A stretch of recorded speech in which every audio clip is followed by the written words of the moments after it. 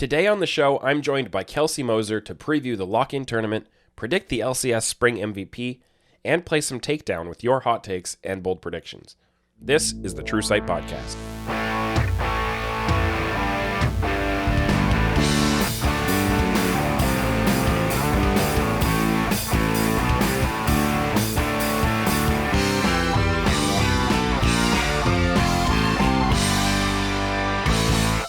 Welcome to the True Sight Podcast by Oracle's Elixir, your source for in-depth analytical coverage of professional League of Legends and the rest of the esports world.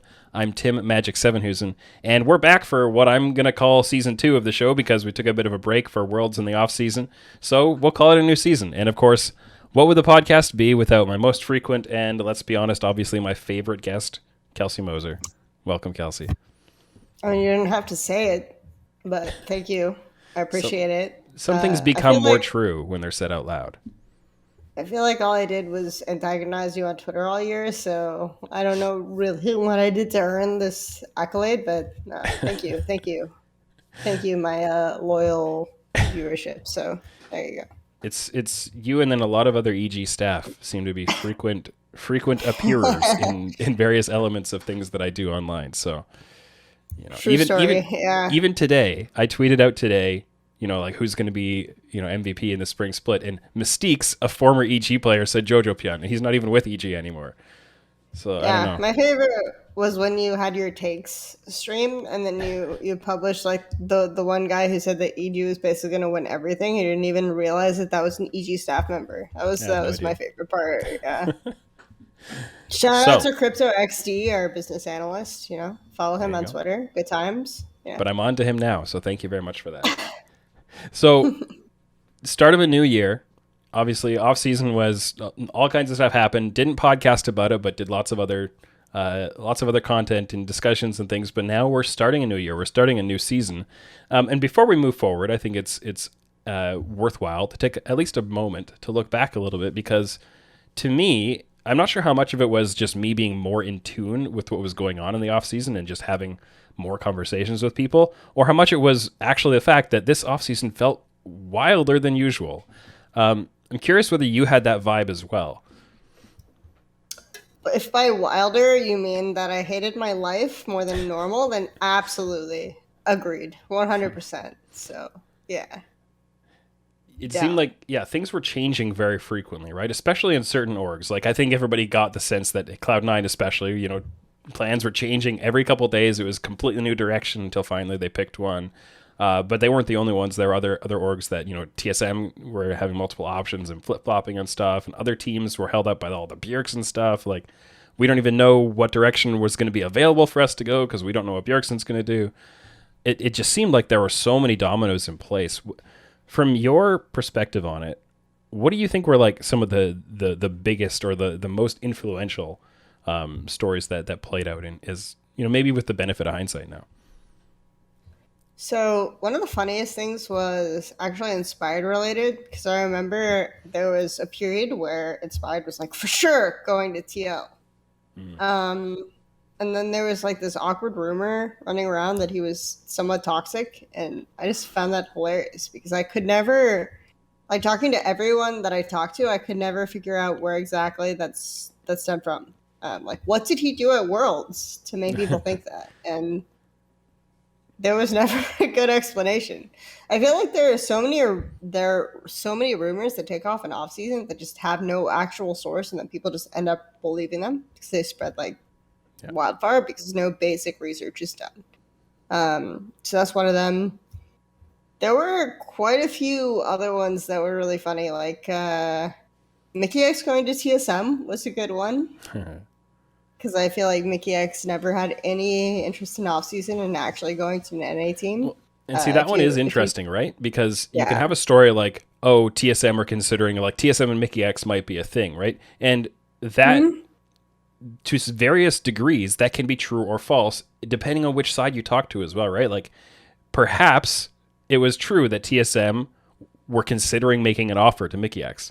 And so it's true from that perspective, but maybe it's also true that Mickey X would never have considered accepting it, and then it's false from that. But that is, so it's kind of a little bit of both, right? I think I have a lot of respect for Mickey X because he never lied to anyone. in this offseason. If anyone talked to Mickey X, he was very straightforward. It was like, I would only consider coming to NA for, a certain contract that would get me a team that I would consider being like really high level at Worlds. And I would only consider coming to NA for a team like that. I would only consider coming to NA under X contract type.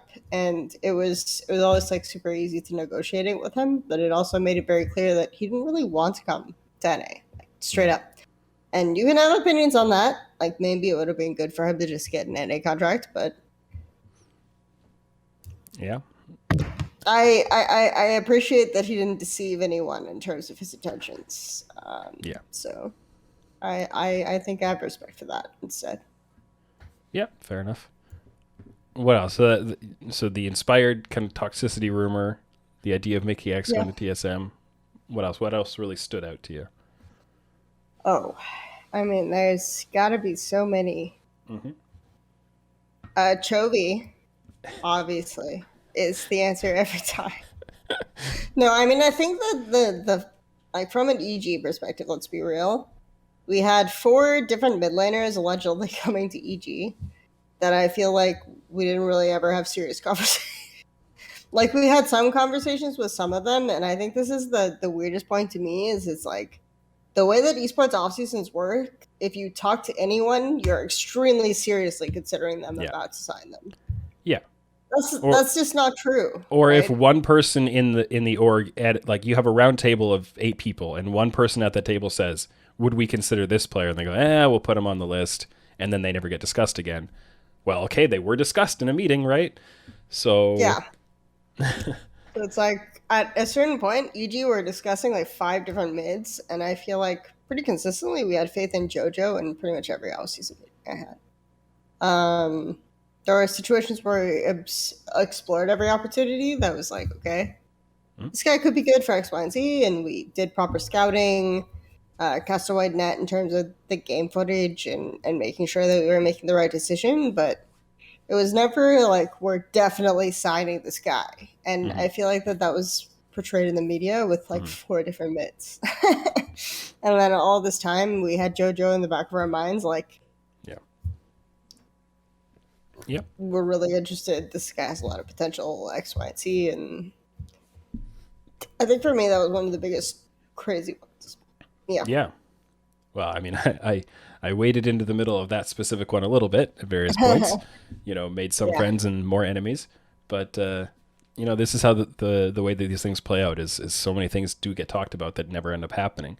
And then I think, a lot of the reporting that happens around it too, that's where the decision making has to come in sometimes, is at what point in that like process of a name was brought up all the way to they're actually going to try to sign them, where on that continuum do you actually, if you know about it along the way, where do you actually put it out there publicly, and how do you phrase it and all that kind of stuff? And it can, and even if you do it all properly, the fans can run away with it in various directions. So it makes for fun times.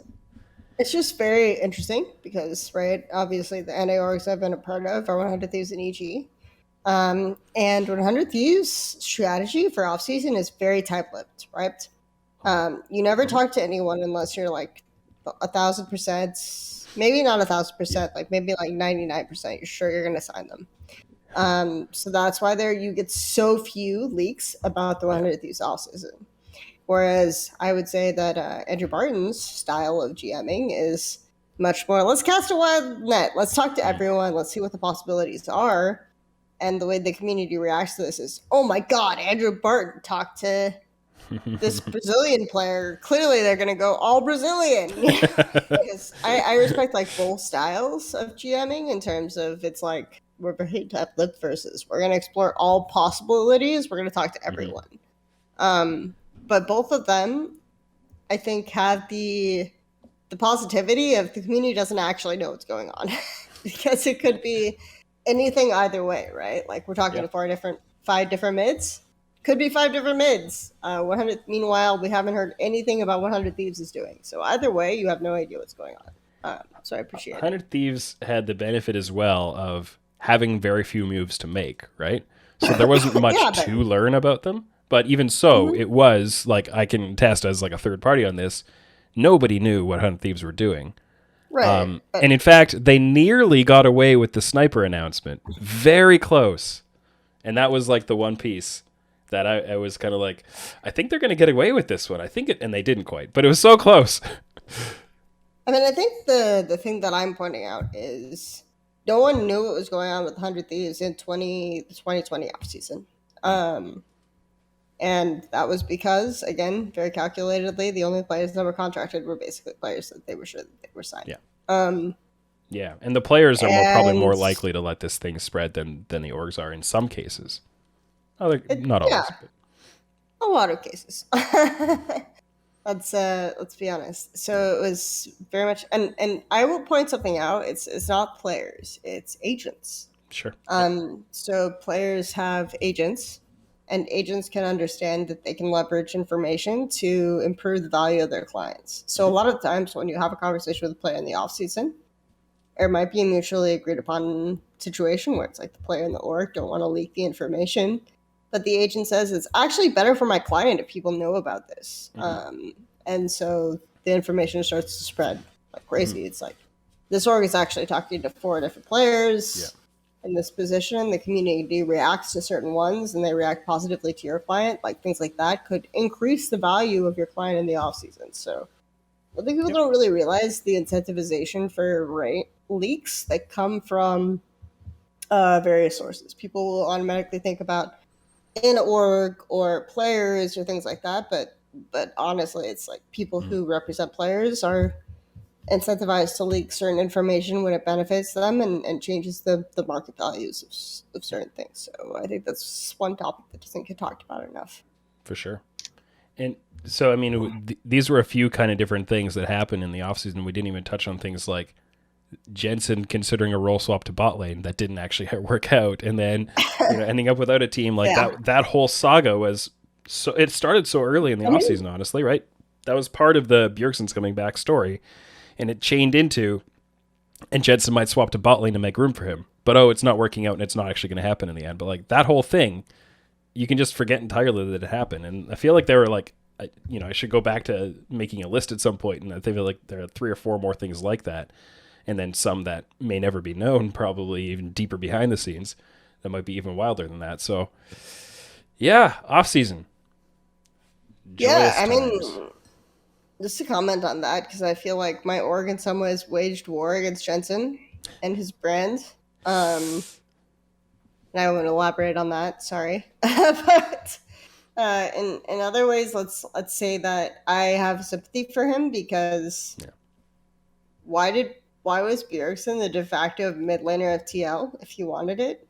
No reason, right? Other than his brands, right? He hadn't played for a year. Realistically speaking, in the most recent international event that both of them had played in, he had played actually better. Objectively. So it's kind of crazy to me that Jensen had to consider role swapping to keep his position. No, for sure. He's also one of the contracts that we talk about in the start of the 2021 season that were one of the highest values. Like people talk about perks, they talk about sword art, but Jensen's renegotiation was like a 3-year deal for a considerable amount of money. And that was a contract that was basically just like either dropped or renegotiated because of the Bjergsen deal. So that's insane to me.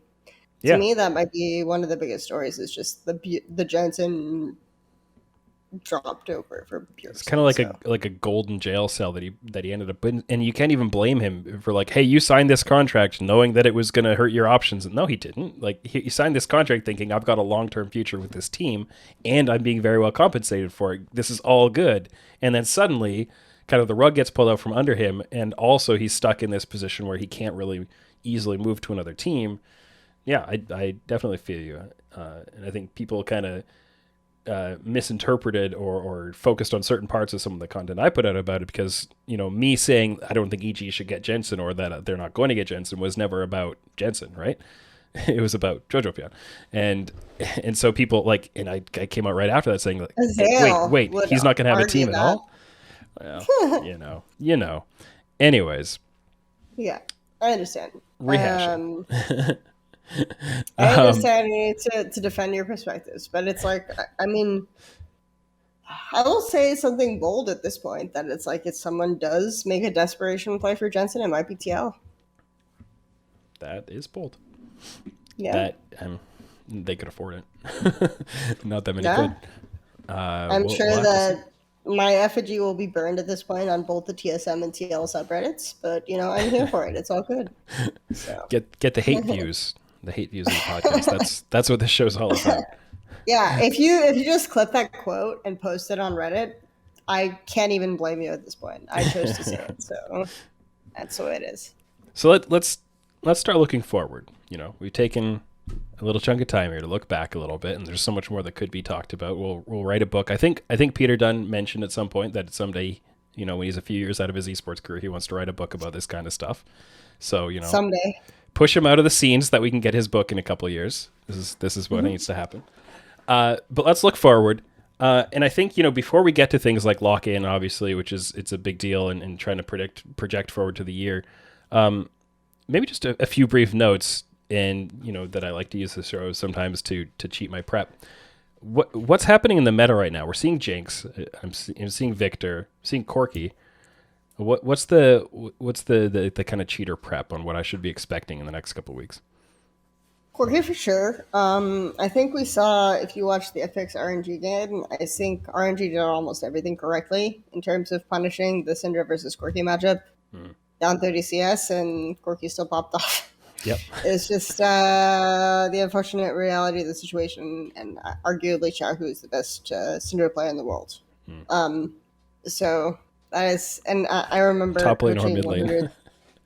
I remember when I coached, it was always like, if you played the Zero versus Corki matchup, if you played the Syndra versus Corki matchup, this guy's stabbable level 3, and that was the thing that you had to take advantage of to win the matchup, and RNG definitely did it. Didn't matter.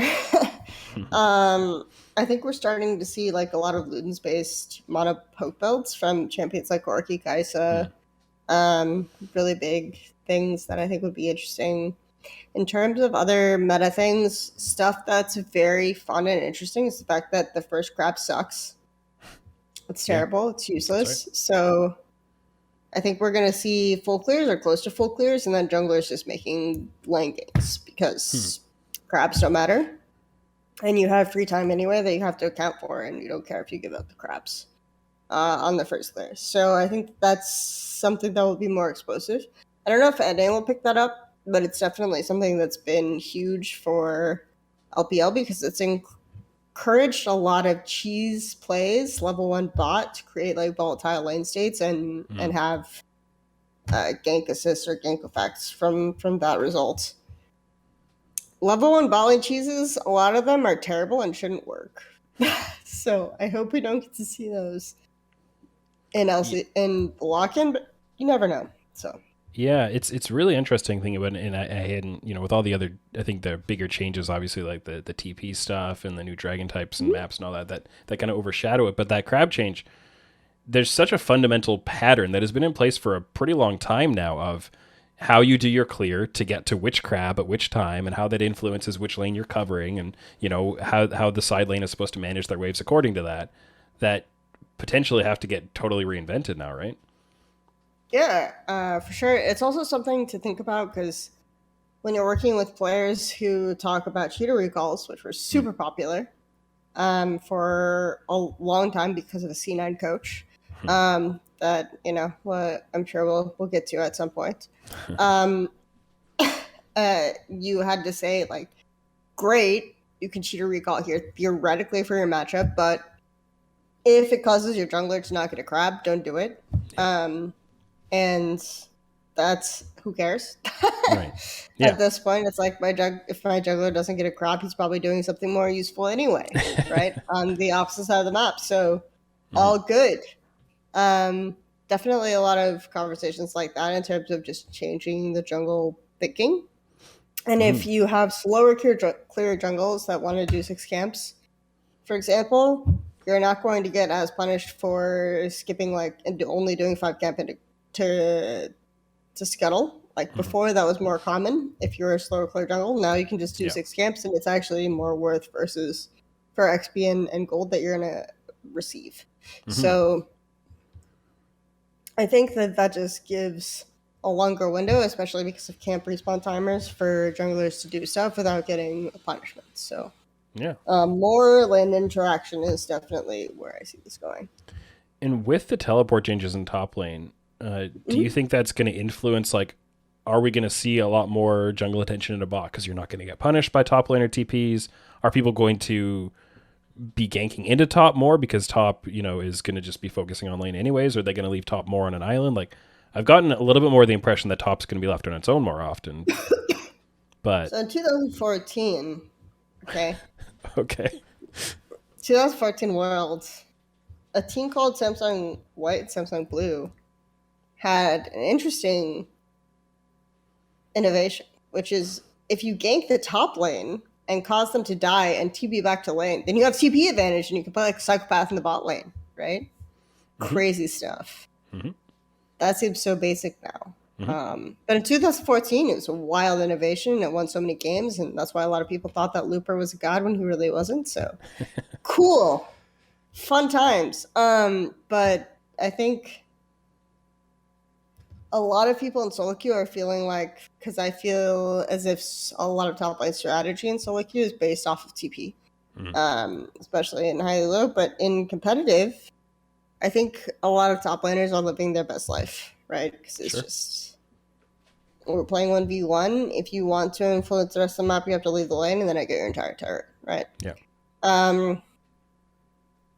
So I think from that perspective that they're competitive, it really favors teams like TES or who have the philosophy of we're just going to play aggressive in all three lanes, which is, according to Peter Dunn, called hedging.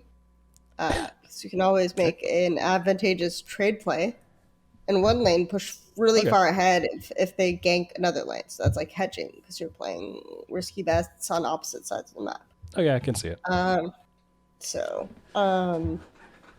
That was a meme on my stream for a while. For those of you, we'll see it. We'll see if that term sticks anywhere. I can see how you got there.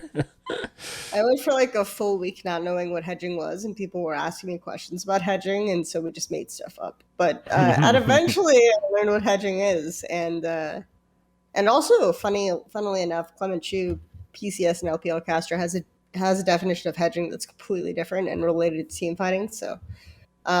Hedging war is being explored now. Anyway, the point is that you get a lot more rewards for this type of strategy where you're playing out three different lanes super aggressively. Yeah. And because you can make super advantageous trade plays, there's not going to be a situation where people are TPing to your lane.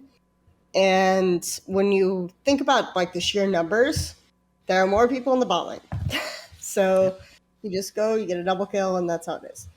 You can think about it in the opposite direction. And I think as teams kind of get used to this, it will matter more, is that you have more snowball-intensive champions in top lane who, if you get 2 kills on a Riven, you win the game. Yeah. So, and just like by nature, the top laner later on is more likely to be the solo side laner doing kind of a split pushing in a 4-1. And so having them be really strong is more influential than having your bot lane be really strong, if that's your game plan, right? Yes, I definitely agree with that. But I also think that there is a perspective where you can say that tanks are really strong right now. There's a lot of itemization that gives you like free HP with mana scaling. Winter. Anyway, there's better itemization for people who are mana intensive, which I know like if you follow ISO on Twitter, it's a big problem that he had. Not necessarily agreeing or disagreeing with it, but the general take is I do feel like tanks are much stronger, and if you want to play a game where positioning intensive or spacing intensive ADs aren't a factor, you have to ban Jinx, Caitlyn, and Ophelia. So have a good time expending those 3 bans. Definitely possible, but maybe not the best use of your time if you have other high value champions to ban. So yeah. Well, lots to think about there, and I'm sure we'll see it, when there are some kind of fundamental shifts to the way pathing works with stuff like the crab change and the teleport stuff like that. Of course, it'll take iterations, right? And you assume that the early ideas will come through in scrims, and then you'll see other regions trying what they do on stage, and people will pick this up and iterate on it over time, right? So that should be really interesting to watch. Getting a little more practical into the LCS here. So the lock-in tournament coming up, and obviously we're seeing, just like last year, there are a bunch of visa issues, things like that. We have a variety of teams that may not be using their full rosters, or in at least one case subbing in their entire academy team just for the sake of keeping them together, I think. What are you kind of looking at in terms of which teams are the most exciting to you to watch, or who is actually, like, are you more excited when teams use their full rosters and you can see them right from the start, or do you find this whole like substitution stuff kind of like, oh, this is cool, we'll get to see the different levels kind of clashing? I think from my perspective, lock-in is not a try-hard tournament. I think that certain teams can use the time to improve the synergy of the roster if they think that that's very valuable. But a lot of times I feel like if you're playing against teams that have suboptimal rosters, or you're playing against teams that are playing like very, very low percentage of their strength, you'll almost get false confirmation. Sure. And not punished by your mistakes. So from that perspective, it might be useful to play like different rosters and then have to restart from scratch for LCS and not read too much into bad habits. So there are a couple of different perspectives on this. I also think the lock-in is very much a fan service tournament. So if you want to follow storylines and give the fans what they want, then go for it, So if there are rivalries that people know or tap into, then you can use those. So that's kind of my perspective on it. In terms of which teams are actually using their full rosters, I actually think there's a surprising amount of players who are actually already here compared to expectations. So I don't think it's too surprising. How many teams roughly are you expecting are going to have their full rosters? Like, is it going to be about half or a little more? Yeah, I think about half is fair. It's around there. Some teams haven't announced exactly what they're going to be doing yet, and I know that within the next day or two, or maybe at the time people are seeing this podcast, there will be a little more information out there. But I think it's about 5, maybe 6 teams have full rosters, right? Yeah, I think it's a little bit more than not have full rosters. So probably like 6 teams have full roster. That doesn't necessarily, in LA, that doesn't necessarily mean they're going to start full roster and lock in. Right. Because again, this is a nebulous tournament, so just because they start academy players doesn't necessarily mean that means that all their players aren't here. Yeah. It's almost certainly not the case that all of their players aren't here. If there's any team with all their players not here, then they're probably in a really bad position to start the season.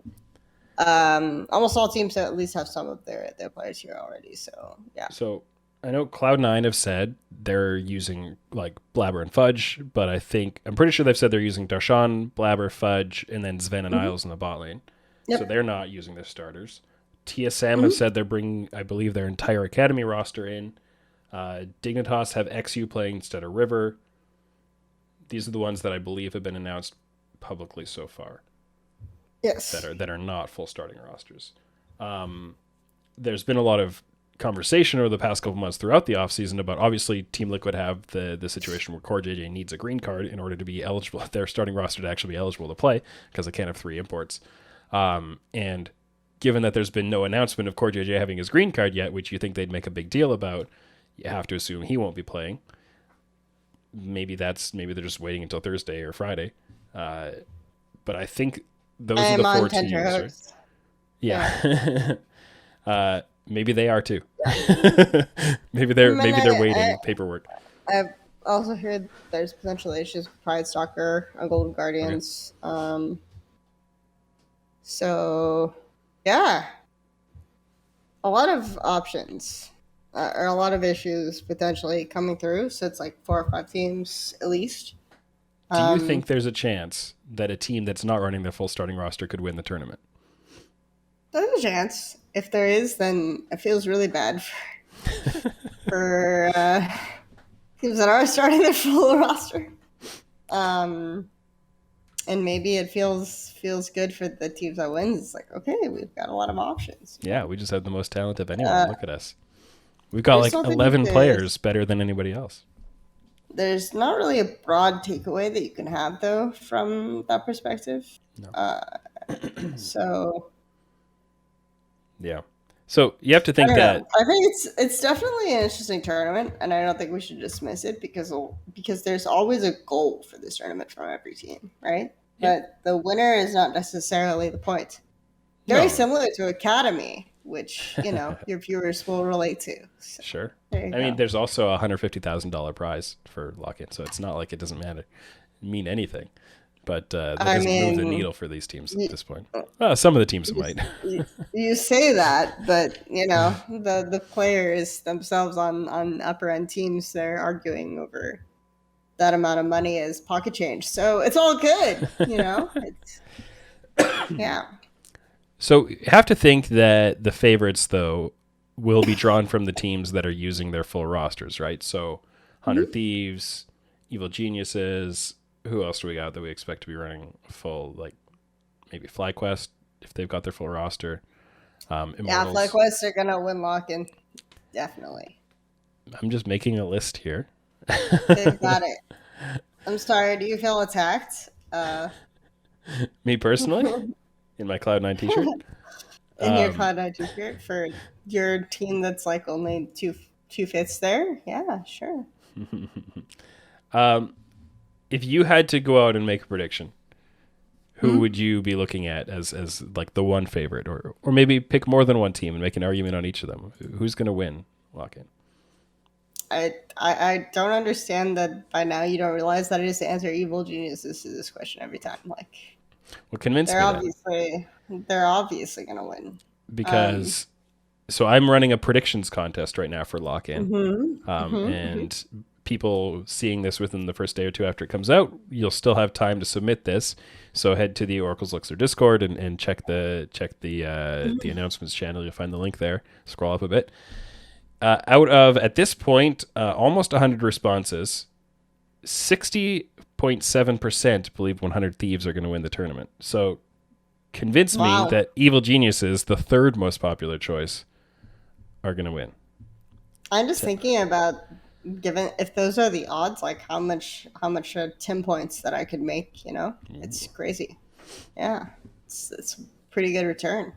Convince me. Yeah, so Impact is obviously one of the best tops in the league. It's undisputable. He has a lot of flexibility in terms of playing top jungle, not top jungle, towards top side or bot side. Inspired can get to a point in mid game where he's just basically more fed and more powerful than anyone else and playing mechanically better than anyone else in the LCS. Jojo Pyun is going to enable any type of mid-jungle playstyle that occurs because he's just that good, and I have not seen any games to convince me otherwise in the offseason so far. This guy is just gapping people. He's that insane, and I don't want to add any more street cred to Tim Sevenhuysen, but when he suggests that Jojo Pyun should be started in the LCS, he has things that he knows that he's talking about. Danny on stage is just this guy who turns into, yes, I will destroy all of them and they will die, regardless of anything that happens in scrims that week. Anything else, like Danny understands how to execute on stage. So I never ever have any concerns for Danny on stage. And Vulcan and Inspired and Impact as a trio have good leadership skills to lead to good results. And I don't know if you guys have watched Vulcan play, but his trigger pull is insane. Like, if you're out of position, he will engage you. Like, just try it. Just try it. Just try to walk up like one pixel out of place. So I feel like this team is just, in terms of like the raw mechanical potential, just too insane for the LCS. Like, it's crazy. You never get teams this high mechanically in terms of ceiling and within the North American region. I'm reasonably convinced. I think that's all right. But, All right. I'm not all the way there yet. I mean, So did you want me to shit on other teams? Because I can do that. Are we going there? well, what I'm looking for now is I want to see, you've done a fairly convincing job on the one side of this topic. Can you be as convincing for a different team? Can you convince me that 100 Thieves are going to win? Or is it just not possible? I can do that. I can talk about 100 Thieves if you want me to. If you want to. I mean, we're here to talk. And Sunday he understands win conditions. He's flexible enough. You understand at this point what you're going to get out of Sunday, but you can't ban him out because he has at least like 4 or 5 champs that are really stellar, right? Tenacity is maybe going to play, unsure at this point. So not really going to comment on that. Obviously, Closer was the MVP, so I have nothing else to say. And and who here just demonstrably the best ball lane, but I don't know. Jojo Pion exists, and I'm just like not convinced at this point. Right, that's the problem. Just that we have Impact, Inspire, Jojo Pion, Danny, and Vulcan, and I'm just looking at their roster, and it's just not as good. So that's the problem. Well, you tried. You kind of tried. Yeah, I tried. I kind of tried. I got like about 3 positions in. Okay, so that's where we are. So I told you that the 100 Thieves are by a landslide the number 1 pick to win this tournament. Evil Geniuses are at third with 13% of the predictions so far. Who do you think is second? 22.6% of the predictions. Evil Geniuses is third, and 100 Thieves is first. Mm-hmm. Wow. I'm clearly not up to date on Tim lore just because I'm just so in my own bubble. It's unclear.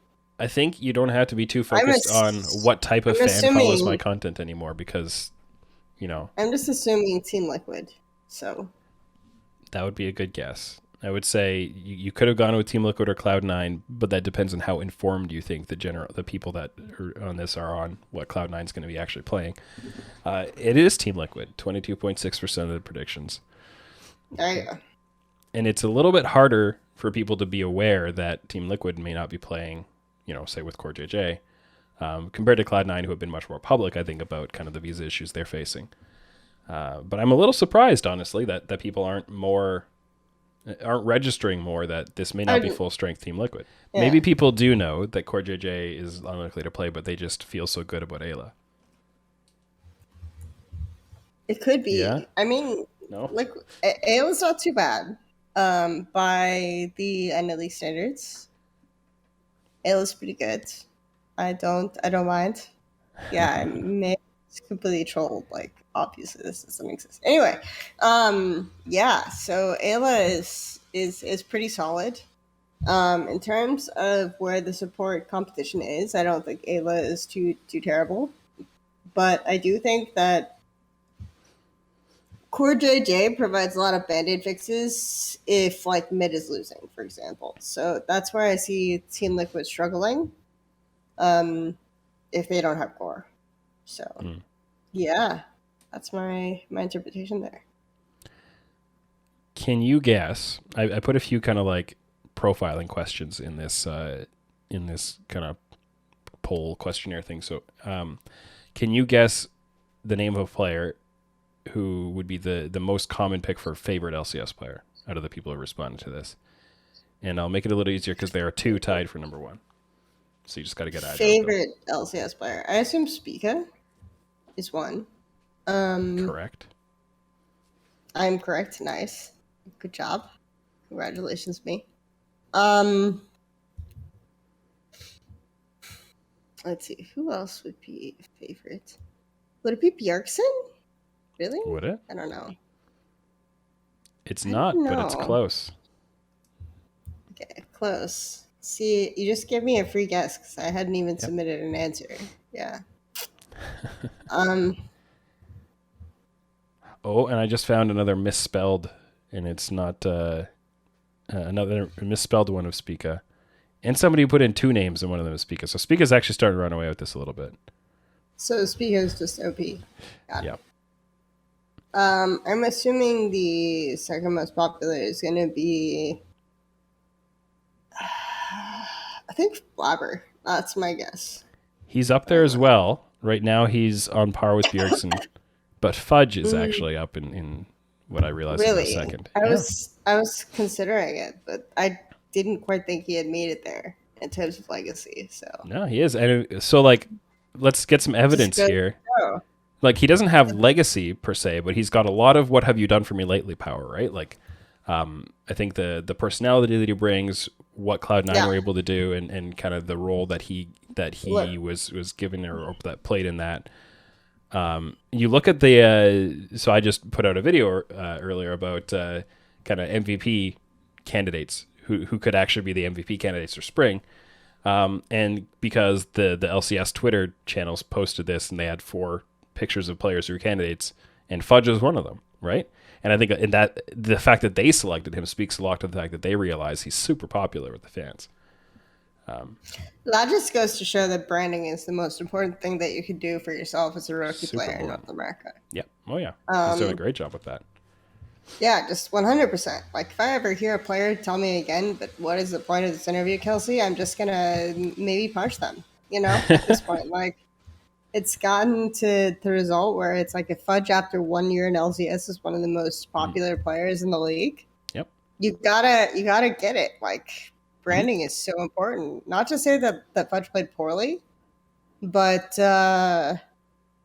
he didn't play at like the most top 2 most skilled players. So popularity in terms of like brand power and everything else is going to be so huge Yeah. If you in can that regard. if you can brand yourself really well and at very least be on a winning team, and do well enough within that you're not like holding your team back, then you'll be given the credit for carrying your team. And again, I'm not saying that this is describing Fudge and that he didn't, help carry his team or whatever, but like you gotta TLDR, help Tim thinks create the Fudge story. got carried, so it's fine. I don't know why I always have to I defend mean, myself against things like this because I've been hyping Fudge for longer than literally anybody in North America. look, literally, you and I had the same tweets in Lock-In last year about Fudge being good. Yeah. I don't want to hear your Tim about how you were single Fudge hyper at that time. You think I I was started a leaving. lock-in last year? I mean, I was in academy, so obviously Fudge was good. That was just accepted. And I don't know what you're talking about. Yeah. I like Fudge was hyped pretty much before he was signed to an academy team from my perspective. It's true. He was It's hyped true. when he was at that world championship. So Yeah. it's all good. Okay. You will. Exactly. Fudge has been hyped in perpetuity. The thing is though that like from that perspective, I don't even think you have to be on a team that is consistently winning everything. You just have to be on like a decent team. Sure. So if you're on CLG, for example, and you guys do better than expected, and you stream or you demonstrate that your certain level of skill, huge. If you're on Dignitas, you do slightly better than expected, and you stream, you show off your brand. People loved Fake God interviews. That guy looked so Mhm. awkward, but people love that shit, and they remember that brand, and it does matter. Like, it so much matters. I wish I could say that just playing well mattered a lot, but it doesn't matter nearly as much as your willingness to engage in content and your willingness to make a brand for yourself. So that's my perspective. Yeah, and obviously putting the two together is the best, right? But I think it's very important to focus on both, for sure. Mm-hmm. Speaking of the kind of the MVP candidacy thing, I'm One curious. is easier than the other. I'm just throwing that out there. Continue. Yeah, sure. But speaking to the MVP candidates thing, if you were going to project out to the spring regular season, I'm curious if you have put any thought into who you'd pick as your 4 players. Who would you put up there as like you're doing this tweet? You're going to say, "Hey fans, who do you think is going to win MVP in spring?" And then you're putting 4 images on there. Who would you be picking for that? Huh. I've now put out who mine would be if you watch the video, and it's not the 6 faces on the thumbnail. So I would say potentially Danny. Okay, that's one. Okay. I'm just gonna pick different players on different teams. Essentially Danny, because I just think the way that this guy plays on stage is insane. And we're gonna look at TL. I'm gonna say I feel like it's gonna be AD heavier, just because I feel like the spring meta is very AD heavy. So TL probably Hansama as well. And then looking at other potential, like I feel like I'm just gonna go with ADs. It's actually that is actually just the way that the meta is. Like FBI is a very clear candidate. And then I'm a little torn between like Berserker and Tactical. I think probably Berserker. So just because I don't know if Tactical at this point has the star power. So Sure. Yeah. So you're saying Danny, Berserker, FBI, and sorry, who was the fourth one? Hansama, of course. Yeah. That's really indexing into one angle on this. To what extent is that all who you think will actually win it versus any considerations of who you think fans would engage well with, since I did couch this as a social media post? Or did you just ignore that angle? I just ignored that angle. I just thought about actual MVPs. So. That's what my video does as well, so entirely fair.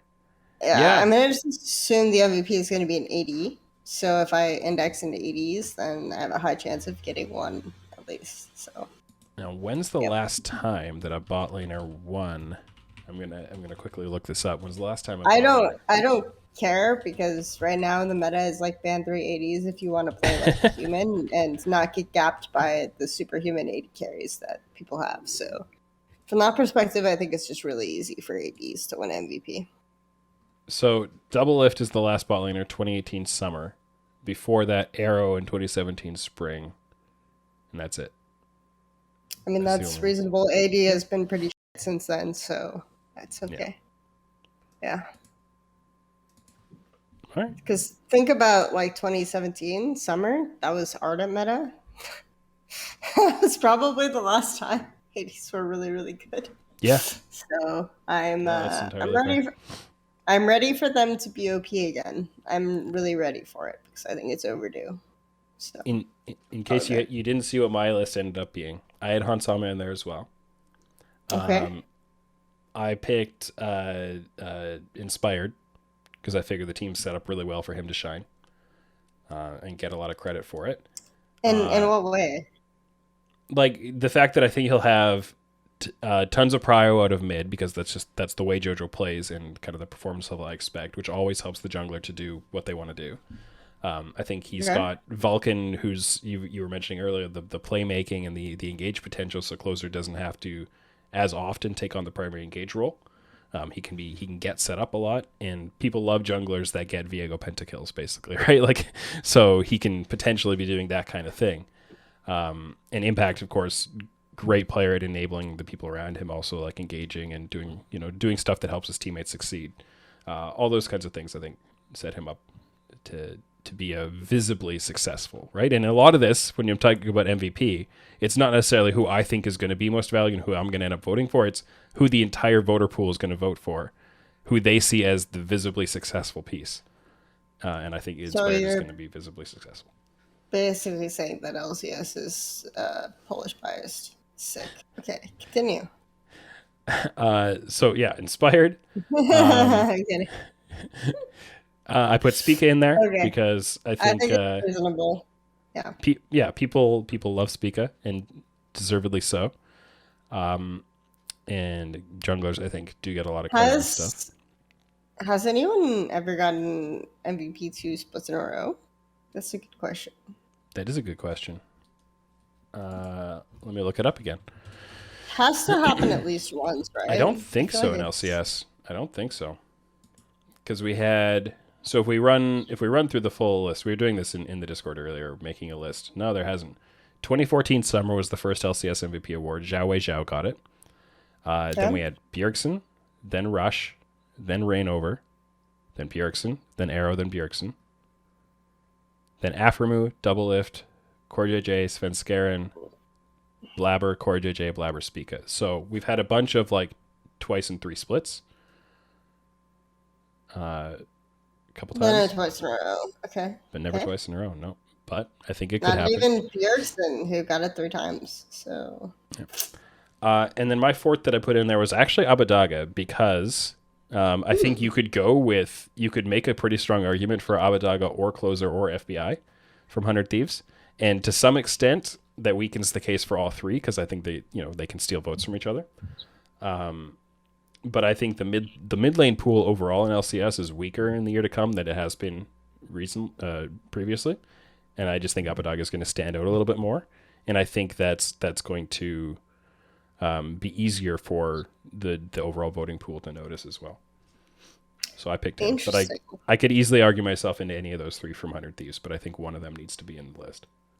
So you're saying that the mid pool sucks more than usual. Why would you say that, Tim, when we've promoted Jojo Pion? Because nobody signed Jensen, and how could they? That's why. No, it's because we lost Jizuke. That's why. That's the real answer. Next topic. Kelsey doesn't want to talk about Jizuke. So I would love to take a little bit of time at the end here to play a bit of Takedown. As you mentioned, the kind of reaction video that I did recently, and there were a ton of submissions to that of like submitting hot takes, bold predictions, and then I reacted to a bunch of them in a video, but of course I reacted to a very small number of them proportionally to what was submitted. So I want to throw a few of them at you. Okay. And react to them in as much length or depth as you wish. I think we'll go with 4 of them. I'm sure if I took more time, I could pull out more that were useful, but we'll see how I feel after the first 4. So. Yeah. I have to see how much clicking I want to do from it after that as well. So, Asol One Trick from Twitter says their prediction is CLG will make semifinals and lock-in and be competitive in that series. Semifinals and lock-in. I mean, I don't even think that's that crazy a take. Normally, when I see Asol One Trick hyping up a team with Palafox on it, I'm just like, I like Palafox too, and he's good, but we gotta temper our expectations a bit. But I don't necessarily think that that's that crazy a take. Like, I think CLG is a team that is well constructed, and everyone's going to be in lock-in and have these and have been scrimming together. So I think it's reasonable. I don't think it's crazy. So, yep. Yeah. Good. Reasonable take. On the surface, CLG being top 4 and lock-in is like CLG top 4, but yeah, when you peel the layers back a little bit and go, okay, but they're one of these teams that has a complete roster, players that don't need maybe as much spin up time, or they don't still need to acclimatize. They've got a bot lane that know each other already very well. A lot of things in their favor, right? So, yeah. What if it had said finals? If it said finals, that's a little bit harder. I'd have to think about that one more because I'm not quite. It's like C9 is neutered. Let's phrase it a different way. Who would beat CLG in a best of 5 right now? Do you think? No, so I think CLG can beat C9 right now. In terms of how they are. I don't think they beat 100 Thieves. I don't think they beat EG. I think they beat Dig. I think they beat FlyQuest. They probably beat TSM Academy, right? Yeah, they probably beat TSM Academy. So we end up with like Team Liquid, Immortals, and Golden Guardians. Yeah. That's so like Golden Guardians also I think don't have a complete roster, and in general there are still some question marks that I have about Golden Guardians. So I think beatable for CLG. So then you're left with Immortals and TL. TL, Ilkorg, JJ, and possibly other players. It's a little too crazy to say that CLG beat TL, but I think it's not unrealistic just because like visa issues plus Pearson's slow start. So I don't think it's that insane. It's a little unlikely. But to In get to terms of finals, would exactly. they also That's beat why I'm Immortals? saying like And then that's why I'm saying it's like if you can name like this many teams, then it seems unlikely they go finals. I think there's a world where they beat Immortals as well. I don't think so Immortals roster is maybe just that insane. maybe somehow the path ends I up see. being 100 Thieves and EG face each other on one side of the bracket and Mhm. CLG against like IMT or someone else on the other side. That's how they get to finals. Yeah, and I Could think happen. Immortals CLG will be competitive in regular season anyway, even if they have Sure. both teams have their main starting roster. So for me, it's like not too insane, right? Like if Immortals and 100 Thieves take if each 100 Thieves, one of them takes the other out, and then you have TL having a huge problem with Bjergsen readjusting to pro play and then not having the starting roster, plus Golden Guardians having like some kind of juggle issue. I mean, it's and Ola and Lost not doing well initially. Then I don't think it's too insane. Like it's definitely way lower probability for CLG to make finals, but just going through this exercise makes me think that yeah, okay, semifinals actually feels pretty reasonable. Um, so yeah, there's that conclusion. Sure.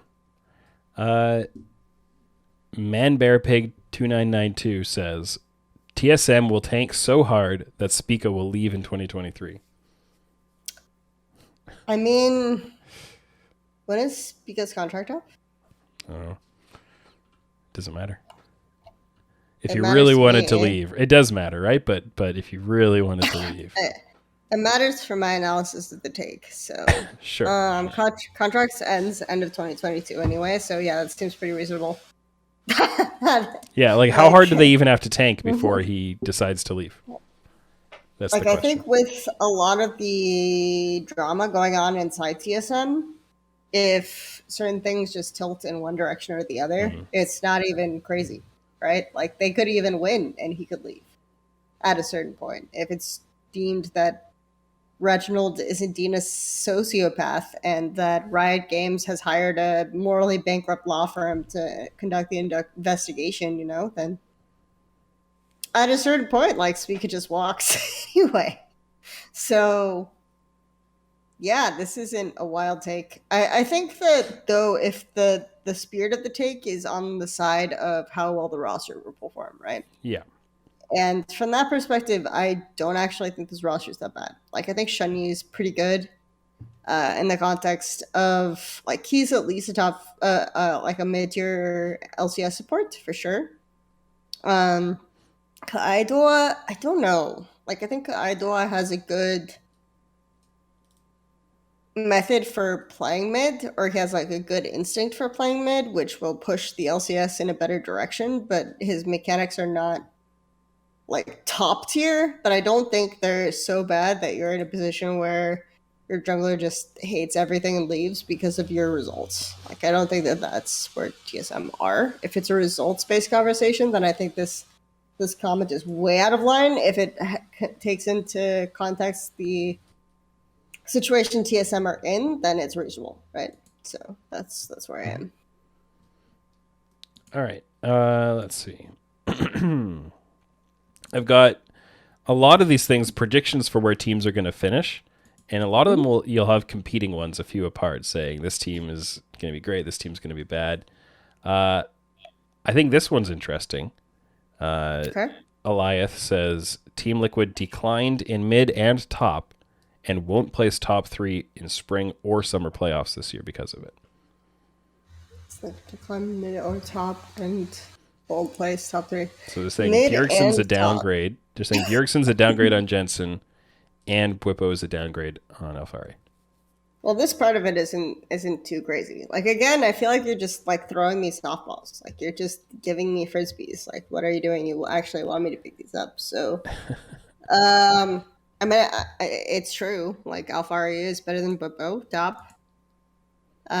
Jetson is better than Bjergsen in his current form. Mid. Okay. And then what was the second part of the take? That they won't finish top 3 in spring or summer. Huh. So that's the more challenging part of it to me. So if you're doing that, you're assuming either C9 or TSM do really well, right? I think so. So to assume the de facto expectation is that EG and 100 Thieves do well in that scenario. This one might be the most difficult one for me because I just think within the context of NA top lane, even though Bopo's a downgrade to Alfari, he's still good. Even though, I mean, depends on how bad you think Pearson is going to be. Yeah. But I think that the thing is more or less that core JJ understands mid dynamic as a support player better than almost every other support. So even I feel like mid is almost just not a factor once core JJ is part of the starting roster. So yeah, I don't agree with the overall takeaway. The first part, yes.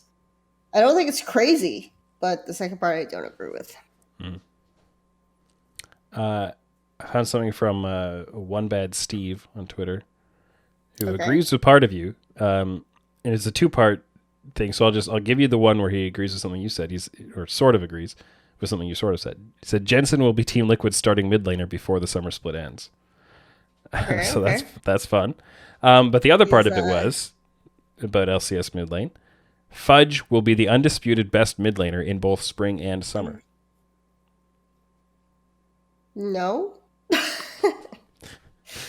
First part, I think, is spicy enough where you can kind of like say, yes, I can see that angle. Because I think that there's been a lot of speculation in offseason. It's like which team is most likely to bring in Jensen. And I think TL is unironically the one. But I, just in terms of like means plus shakiness of starting mid. But at the same time, I also think that Jensen, after kind of the way the offseason went, like I don't think he would really want to join TL. So not again. So that's a little bit harder to swallow. Like if you consider that context, it seems a lot more difficult. It just depends on how much he wants to compete, how much he's grateful for TL for giving him a home for as long as they did, and willing to overlook what happened considering the lack of other opportunities. So maybe. The second part, Fudge will be the undisputed best mid. Have we looked at Fudge's solo queue lately? I'm not someone who places like a ton of stock in solo queue, but when you're struggling in North American solo queue, it's not a good sign. It's not great. Yeah, it's not excellent. So I just would need to understand the base from which you're coming from, because I don't really see the trajectory for him to become the best mid in NA in an undisputed way, especially not in spring. I could see if maybe you're saying like the C9 coaching is too insane and you really, really believe in that, then maybe by summer. But spring is a really hard pill to swallow considering what we've seen out of Fudge so far. So, and also considering like as his situation changes, there's a consistent trajectory in his career of as he experiences new challenges, he has a really, really low decline. When he was kind of moved into OPL, he had a difficulty adjusting. When he was moved into Academy, difficulty adjusting. He moved into LCS, he had difficulty adjusting. There's no reason to believe that he won't have this difficulty to adjusting to a new role in the new season. So, and that's one reason why, is as you were saying before, during lock-in last year, people like you and I were saying, stop bragging on Fudge about his lock-in performance. This is a pretty standard curve for him. And look, it jumped up later, right?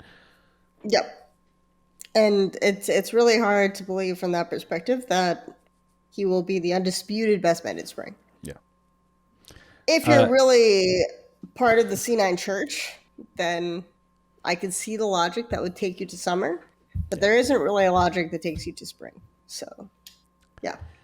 Continuing on the mid lane theme, DWC_sports.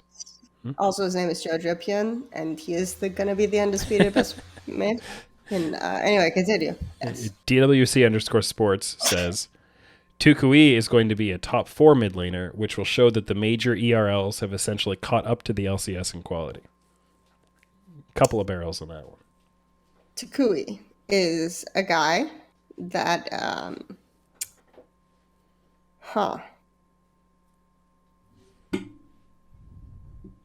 So I'm gonna be upfront and say that I've scouted Tukui in the past for when I was part of 100 Thieves. So I haven't watched him as closely recently.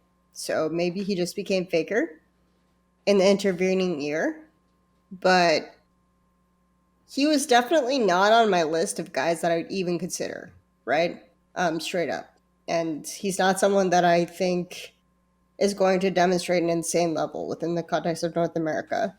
I was really disappointed, actually, that he came in instead of Palafox, because I also scouted Palafox at the same time as I scouted Tukui. And not even from the bias point of like preferring to just have domestic talent to open up import slots, or domestic talent because we're in North America or anything like that. Skill, just like raw skill, Palafox 100% every time, 10 times out of 10 a year ago. Maybe this year Tukui has drastically improved in certain ways. And based on the criteria that I use to assess talent, I find that more difficult to believe, because a lot of it is based on like your judgment in high pressure situations, or your ability to just click your buttons or understand how your champion functions within the context of the win condition of the champion, which a lot of these things are basic. So on the basic like first pass read of how these players function, I feel like Palafox just has more raw talent. So that's why it's difficult for me to kind of accept that Tukui will do it insanely well in 2022. Yeah. What about the other barrel to this? That the major ERLs, have caught up to the LCS. Is LFL as good as LCS? I think at certain levels, LFL and other ERLs are like LVP. Other ERLs are really stacked, particularly AD carry. I think in ERLs, AD carry is like a disgustingly bloated role, right? So from that perspective, yeah, absolutely. From the perspective of like NA scouts, it's really difficult to convince a top tier ERL player to come to NA. Because they know that LEC teams are way more open to promotion. And there will always be a team in the offseason that's like cutting their budget and grabbing rookies. Like this offseason, it's like G2 and the team that grabs is on. Sorry, I'm blanking name right now. There will always be a space where it's like you're grabbing the top tier rookies and going on in. So that's kind of a weird question, because it's like if you say that the top tier ERLs have caught up to NA, I don't even think that's a controversial comment at all, because obviously, like, top tier ERL players can compete within the correct rosters with the best NA talent. That's not an insane statement. The the insane statement is that top tier players who can make it in LEC teams will come to NA. That is the insane statement from my perspective, because it's a lot harder to get like players for sure who are going to be really, really good in LEC to come to LCS. And then, so if that is the way it is, then what is the point of trying to court them when they'll just stay in ERLs instead of coming to LCS, instead of developing domestic talent and then changing the narrative or changing how that functions? Because you have to just either spend a ridiculous amount of money and then they're coming to basically have a paycheck and rest on their laurels, and they won't become as good as they were if they had access to US solo queue and stayed in ERLs to develop their talent. Or, they come and then they regret it, or and it's hard to say. Like, Tukui coming here makes sense to me, because I don't think Tukui is a top tier ERL mid who is going to have a long future in LECs. So it makes sense he would come to LCS to see if he can change his narrative and do well here and change the way that LEC teams look at him. Yeah. And we have seen players from Europe come to North America and earn their way back to Europe, right? Like that's happened multiple times. So no reason that can't work out for him. Not a ton of times, but yes. It has, but it has worked. Niski and Treats in particular have changed the narrative very recently. Yeah. So that's like a more viable direction, but neither of those players are players that would have been instant pickups for LEC teams, right? Mm-hmm. I mean, Niski was an LEC.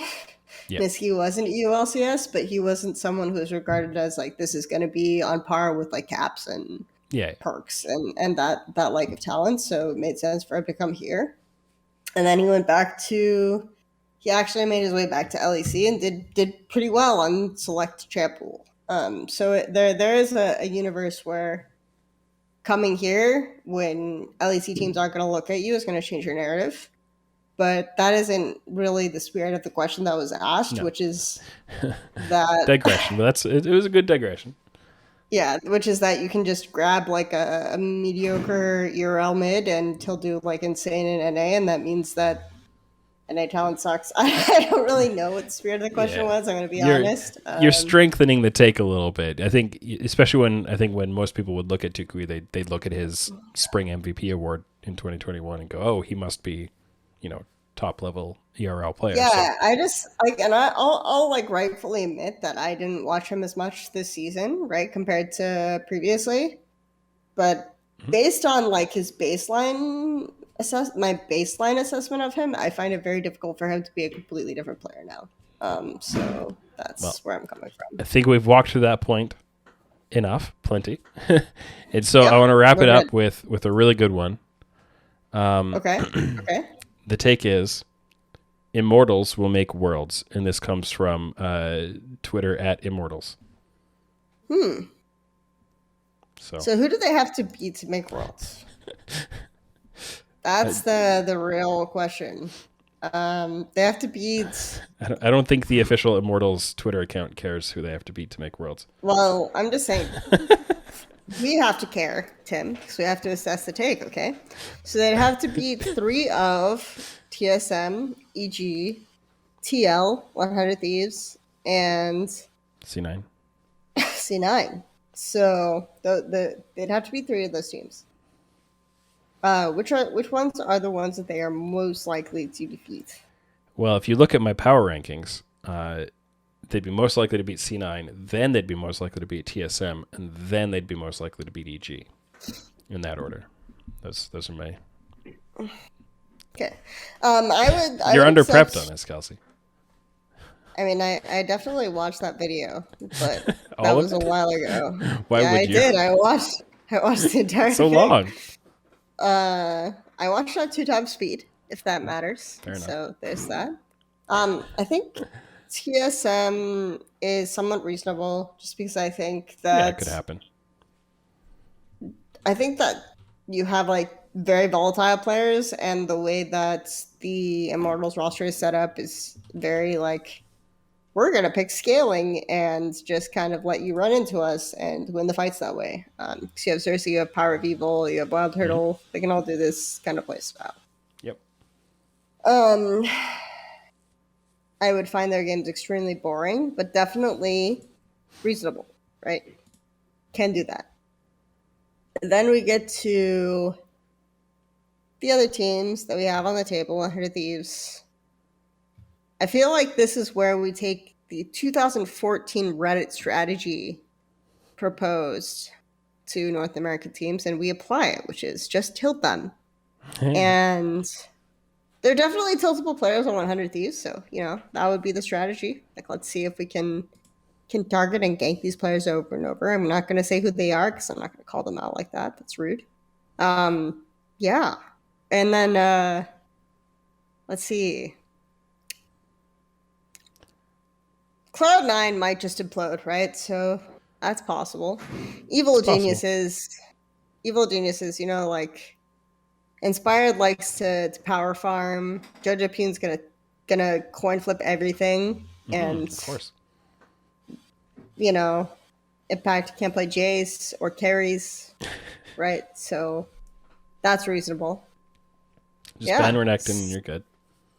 Yeah, exactly. And Team Liquid, like, Bobo just coin flips everything, and Santorin and Bjergsen aren't going to be down for that. They're not playing that well, so as a mid jungle duo, obviously they're out of practice. They're washed if you're paying attention to the predominant narrative. So all I'm saying is Immortals is winning LCS. It's fine. I'm down. Let's go. Arguably the greatest mid jungle duo in the league. No. Well, I will not. I'm not accepting that at all. Well, thank you for joining me on the show today, Kelsey. Thank you for taking my sarcastic analysis, but we'll continue. Yes. What is the best way for people to follow your work as the season plays out? So at KARONMOSER. On Twitter. That's both Twitter and Twitch. Mm-hmm. The funny thing is that my middle name is Aaron, and my first name is Kelsey. So my name is not Karen, and that's it's a little bit of lore there for you. I co-stream LPL, so that's fun.